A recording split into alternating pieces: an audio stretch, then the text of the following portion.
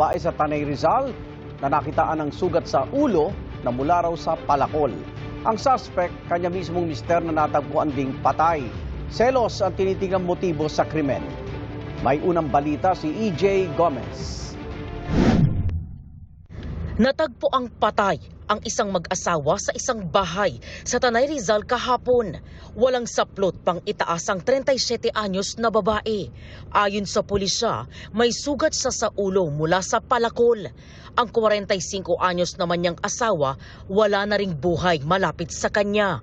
Sa investigasyon ng Tanay Police, nadiskubre ang nangyari sa mag-asawa nang bumisita roon ang ina ng lalaki. Humingi siya ng saklolo sa kapitbahay at saka nagsumbong sa pulisya. Batay sa pahayag ng isang nakasaksing minor de edad, nangyari ang pagpatay sa babae nitong Sabado. Ang sospek, kanya mismong mister na kalaunay nasawirin. Posibleng motibo sa krimen ay selos ayon sa pulisya. According to him, magpapakain siya ng manok doon malapit sa bahay na pinangyarihan. At narinig niya nga na may dalawang sa loob ng bahay na nag-aaway. Yung babae ay nakikiusap na tama na.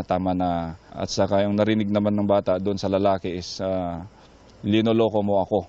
Then nakarinig siya ng kalabog, yung malakas. Then tumigil.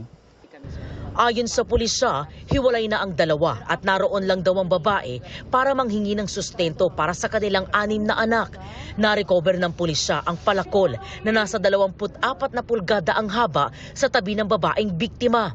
Sinubukan ng GMA News na kunan ng pahayag ang kaanak ng mga nasawi pero tumanggi sila.